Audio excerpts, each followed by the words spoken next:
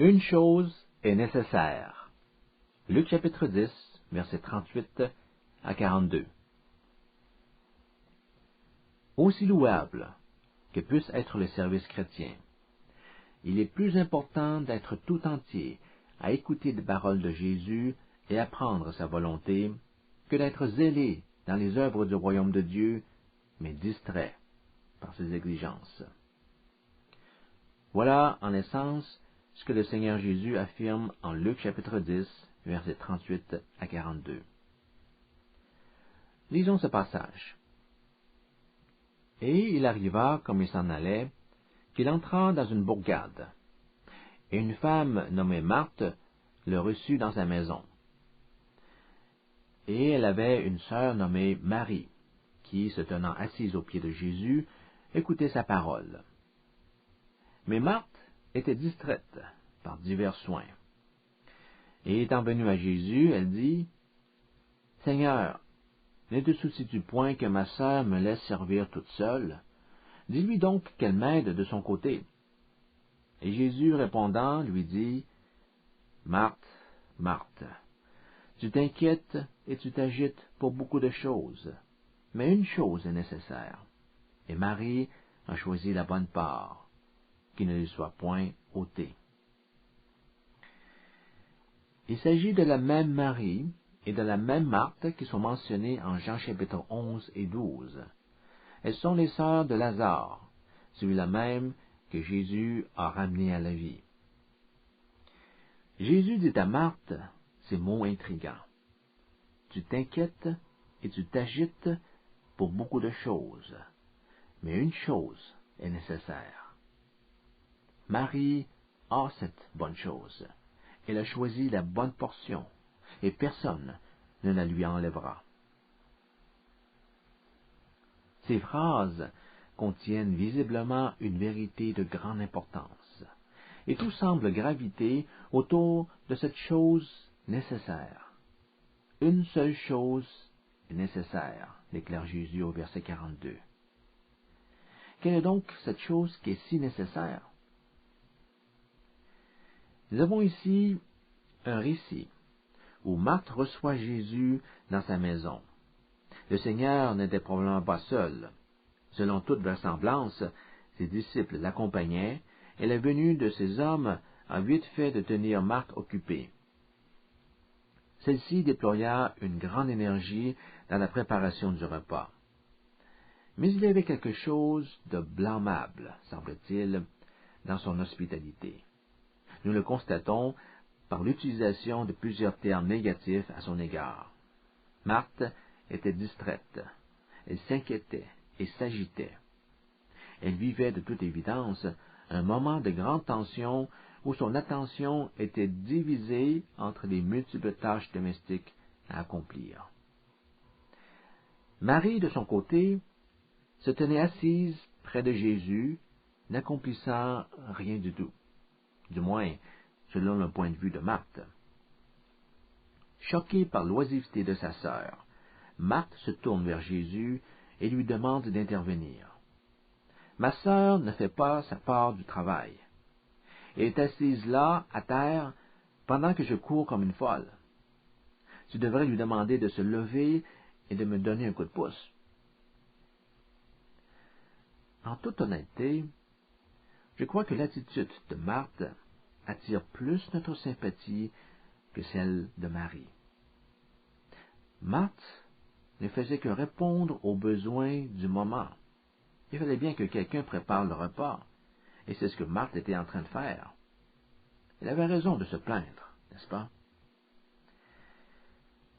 À notre surprise, Jésus affirme que c'est plutôt Marie qui a montré la meilleure attitude. Elle a choisi la seule chose qui compte vraiment. L'histoire de l'interprétation de ce passage nous montre qu'on a souvent vu dans ces deux sœurs les types de deux entités divergentes. Dépendant du point de vue considéré, le contraste pouvait opposer la vie active et la vie contemplative, le monde à venir et le monde présent, le judaïsme et le christianisme, ou encore la justification par les œuvres est celle qui s'obtient par la foi. Nous tenterons également d'interpréter ce passage sur la base d'un contraste. Celui qui montre d'une part Marthe se tourmentant de beaucoup de choses, et d'autre part Marie qui ne se souciait que d'une seule chose.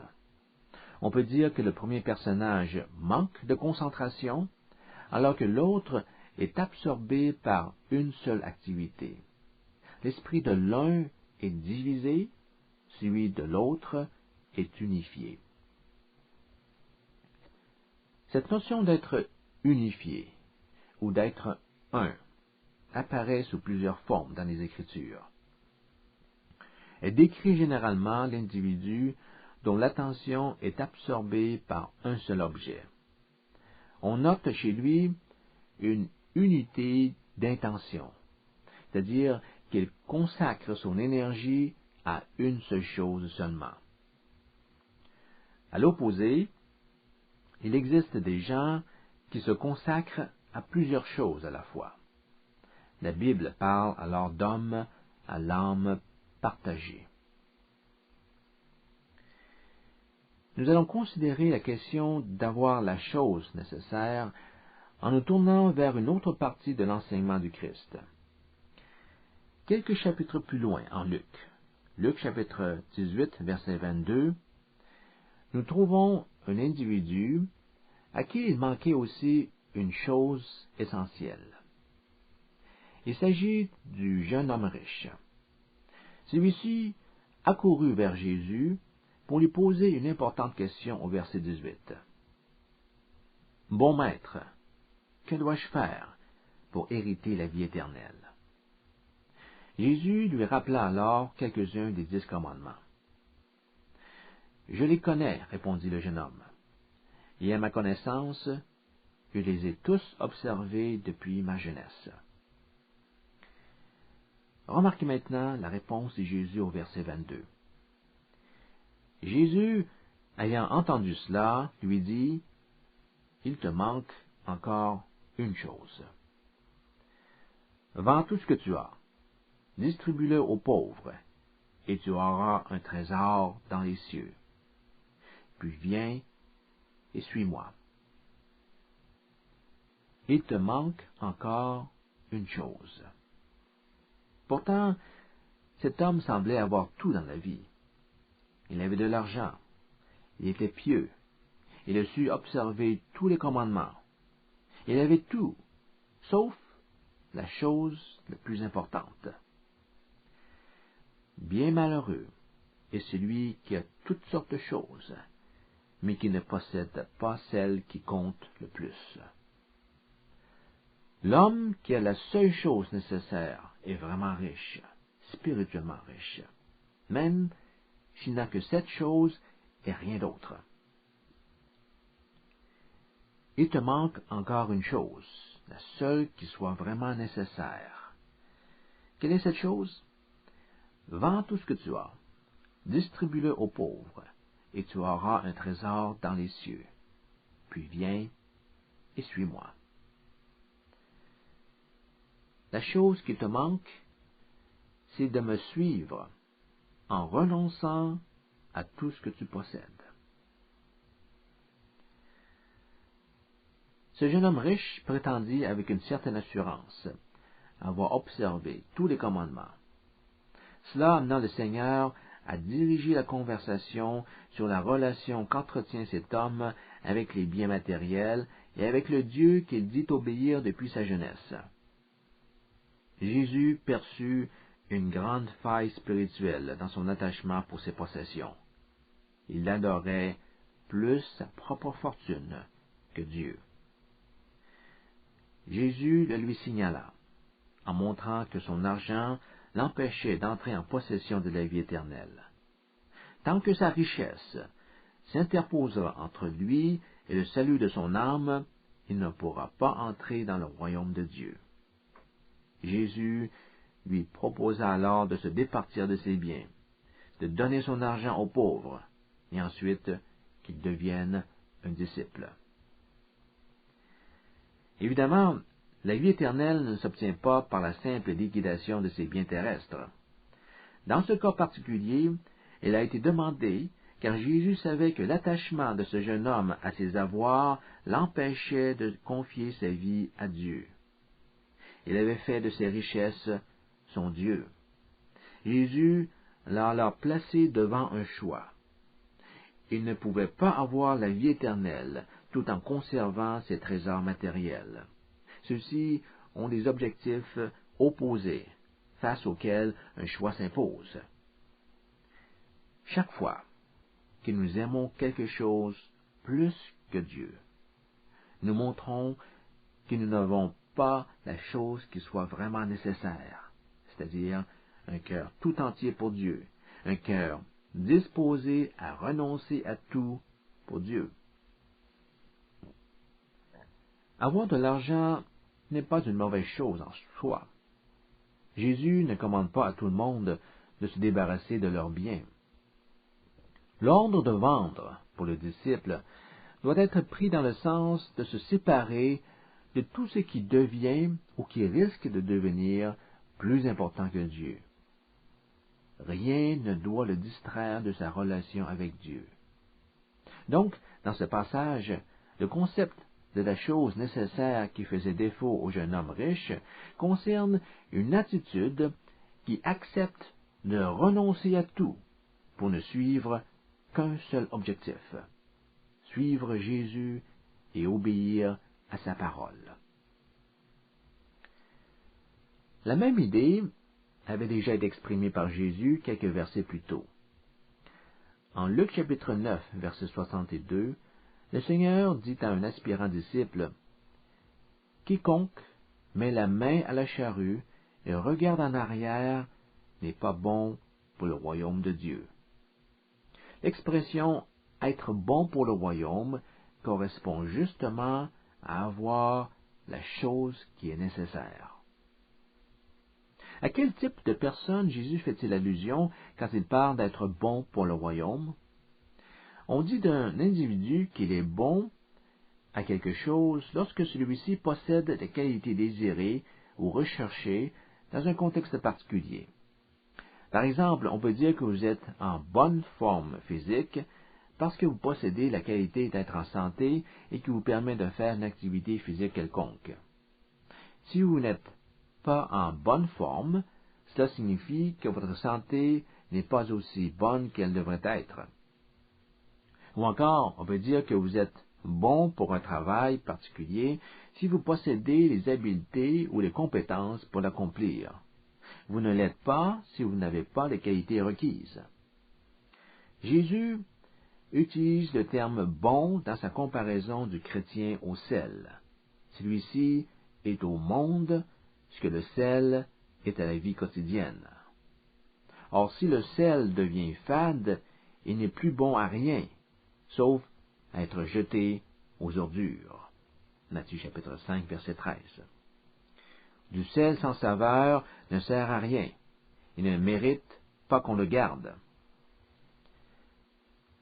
Le verset en Luc chapitre 9, verset 62 est une métaphore qui se réfère au fait qu'un laboureur doit avoir les yeux fixés sur son champ, devant lui, s'il veut tracer des sillons rectilignes. Elle souligne l'importance d'être concentré sur la tâche à accomplir. Celui qui essaie de suivre Jésus tout en portant ses regards, ses désirs, vers l'arrière, vers le monde, n'est pas propre pour le royaume de Dieu. Il n'a pas ce qu'il faut pour travailler dans le règne de Dieu. Le disciple doit s'élancer en avant à la suite de Jésus et le suivre résolument.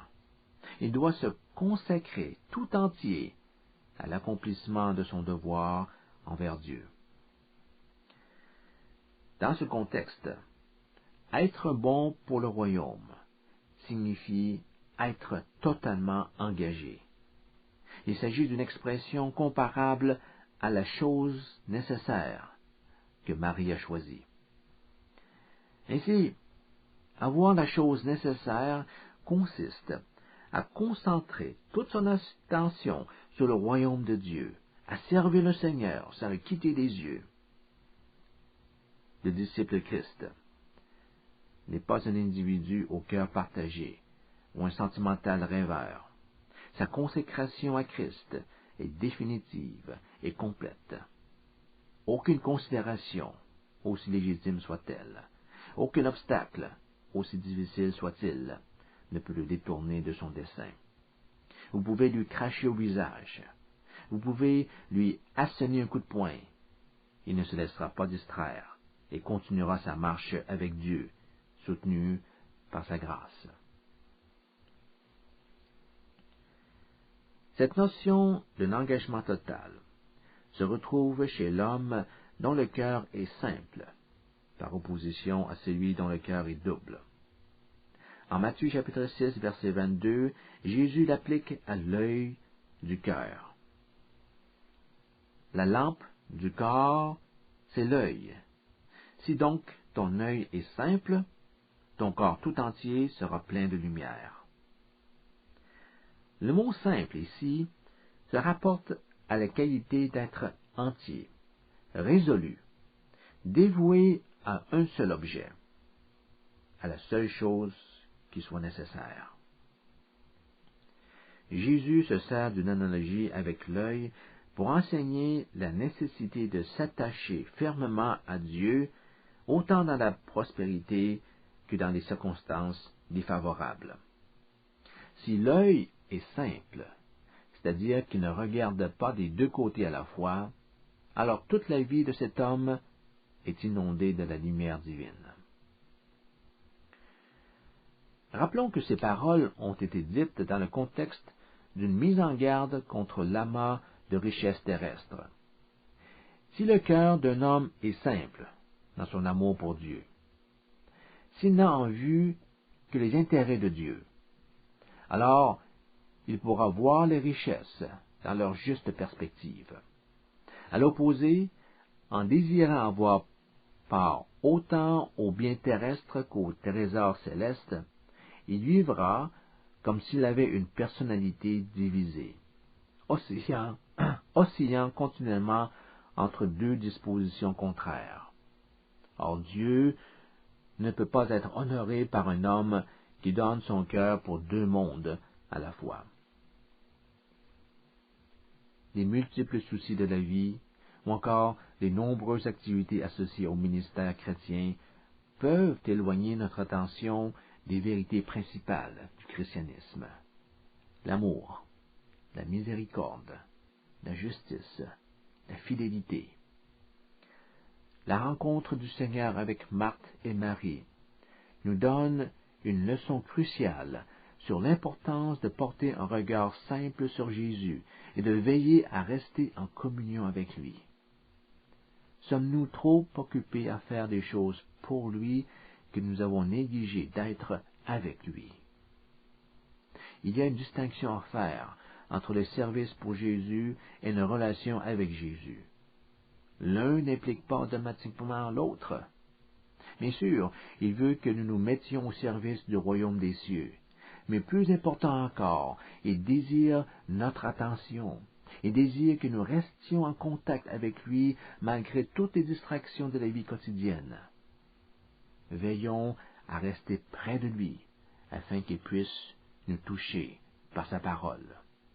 C'est ce qui nous permettra de continuer avec une ferveur soutenue dans notre dévotion. L'apôtre Paul en est un qui ne se laisse pas détourner de son chemin lorsqu'il a un but dans la tête.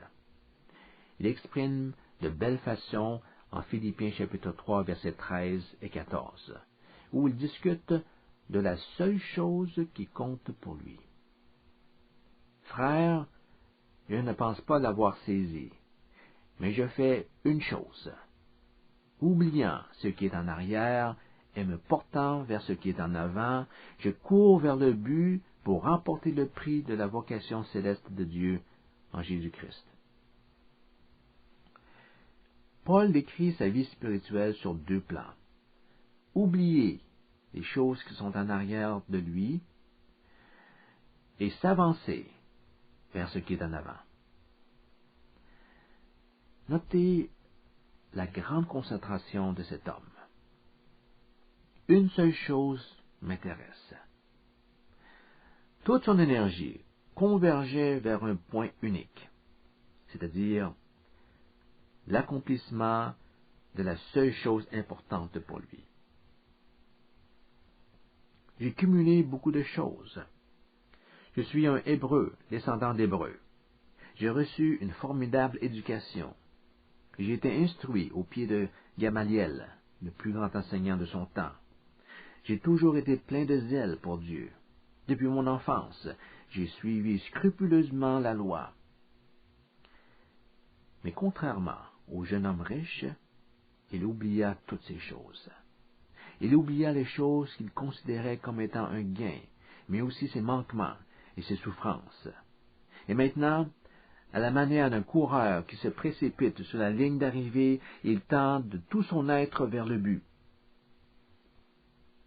Paul nous révèle qu'il a fait de ce but sa seule pensée, son unique affaire.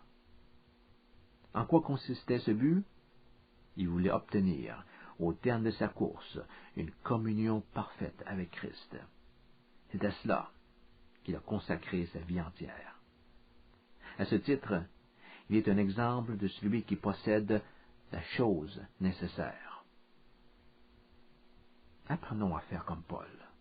Apprenons à fixer imperturbablement notre regard sur le but à atteindre, le but étant de connaître intimement Christ, dans la joie comme dans la souffrance. Il y a dans l'Ancien Testament un verset qui affirme le caractère unique de Dieu et qui mérite d'être souligné dans le cadre de notre leçon. Ce verset est le début du célèbre schéma que les Israélites pieux récitent 2 fois par jour. Lisons Deutéronome, chapitre 6, verset 4. Écoute, Israël, le Seigneur notre Dieu, le Seigneur est un. Le Seigneur est un. Dieu est un. Il n'est pas 2, il n'est pas 5, il est un. Cette insistance sur l'unicité de Dieu peut paraître surprenante. En effet, les Israélites pouvaient-ils avoir une conception autre que celle d'un Dieu unique? Non. Voyez-vous, l'idée de la Trinité n'est pas expressément enseignée dans l'Ancien Testament. Il n'est jamais question d'une confession de Dieu comme un en trois dans la liturgie juive. Que signifie alors cette déclaration selon laquelle le Seigneur est un? Cette proclamation d'un Dieu qui est un porte sur le caractère unique de la personne divine. Lui seul est Dieu. Il est unique. Écoutez, peuple d'Israël, rappelez-vous de ceci. L'Éternel, notre Dieu, est le seul et véritable Dieu vivant. Il faut mentionner que ce point essentiel du credo juif venait en opposition à l'idée régnante que chaque peuple avait son ou ses dieux particuliers capables de le protéger et de le soutenir. Le Seigneur étant un, il ne peut être question pour Israël d'adorer toute autre divinité. Soulignons par ailleurs que le mot Dieu dans ce verset est écrit au pluriel, Elohim, au lieu de Eloah. Certains y ont vu une allusion à la Trinité, ou à tout le moins à la notion d'un Dieu pluriel dont on proclame l'unicité. Sans nécessairement parler de la Trinité, on ne peut nier le fait que ce verset fait pressentir une pluralité au sein de la divinité. En disant que Dieu est à la fois pluriel et singulier, on affirme que les diverses entités divines sont unies de telle manière qu'elles se manifestent comme une unité totale. Il est aussi important de noter que le mot « un » et le verbe « unir » ont la même racine en hébreu. À cet égard, on peut dire que être un et unir ont le même sens. Le Seigneur notre Dieu est un. Le Seigneur notre Dieu est uni. Approfondissons cette observation sous l'angle d'un autre verset de l'Ancien Testament. Lisons le psaume 86, versets 11 et 12. Éternel, enseigne-moi ton chemin, je marcherai dans ta vérité. Unis mon corps, mon cœur, la crainte de ton nom. Je te célébrerai de tout mon cœur, Seigneur mon Dieu, et je glorifierai ton nom à toujours. Nous avons ici le verbe unir. Unis mon cœur pour que je craigne ton nom. L'action d'unir consiste à rassembler plusieurs éléments pour former une seule entité. En ce sens, le cœur doit devenir un. Unifie mon cœur, afin que je te révère sans partage. Mets en moi cette seule préoccupation, te louer de tout mon cœur. Accorde-moi un cœur qui ne cherche qu'à respecter ton nom. Cette requête nous laisse sous-entendre la possibilité que le cœur puisse être désuni ou distrait. On peut penser à Marthe, par exemple, au point de perdre de vue des vraies priorités. Et conscient de cette réalité, le psalmiste prie Dieu de lui accorder une unité d'existence afin qu'il sache marcher constamment dans la vérité et qu'il puisse le glorifier perpétuellement. Concentre et réunis toutes mes pensées et toutes mes aspirations en une seule, soit de rendre gloire à ton nom. C'est ce que le psalmiste demandait à Dieu. Nous avons lu précédemment Deutéronome chapitre 6, verset 4. Regardez le verset suivant.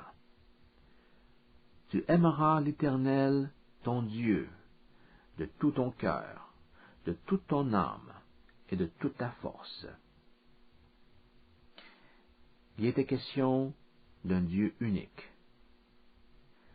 La notion d'unicité s'applique maintenant à l'homme. Les diverses composantes de l'être humain sont unies pour aimer Dieu dans toute la plénitude de la personne. Celui qui obéit à ce commandement de cette manière a la chose nécessaire. On peut dire de lui que son œil est simple, puisqu'il fait de Dieu le seul objet de sa dévotion.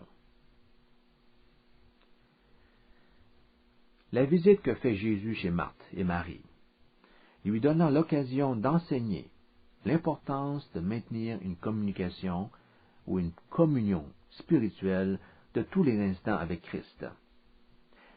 Marthe avait du souci pour beaucoup de choses, alors que Marie n'en avait que pour un seul. Même si leur souci était tout à fait noble, les deux sœurs ne sont pas présentées sur un pied d'égalité. Le souci de Marie était de loin le plus profitable. Ainsi, Jésus n'adresse pas d'éloge à Marthe, mais il déclare sans restriction que Marie avait choisi la bonne part. Quelle est cette chose nécessaire, cette bonne part que Marie a choisie? Marie a choisi de rester avec Jésus et de se concentrer sur lui en écoutant les paroles de la vie éternelle. Elle reçut ainsi les bienfaits de cette communion. Marthe, à cause de son agitation, pourtant toute humaine, n'a pas su jouir de la présence de Jésus au milieu de ses tâches. Les situations de la vie en général, de même que les multiples activités du service chrétien, sollicitent notre attention et tendent à la fragmenter. Jésus le sait et nous demande de ne pas nous laisser distraire. Quoi que nous fassions, où que nous nous trouvions, souvenons-nous qu'il n'y a qu'une seule chose qui soit vraiment nécessaire, notre communion avec Christ. C'est à cela que je consacre toute mon énergie, nous dit Paul. J'oublie le passé et je me porte vers Jésus avec toute l'ardeur possible. Nos activités peuvent être interrompues. Notre communion avec le Seigneur ne pourra jamais nous être enlevée.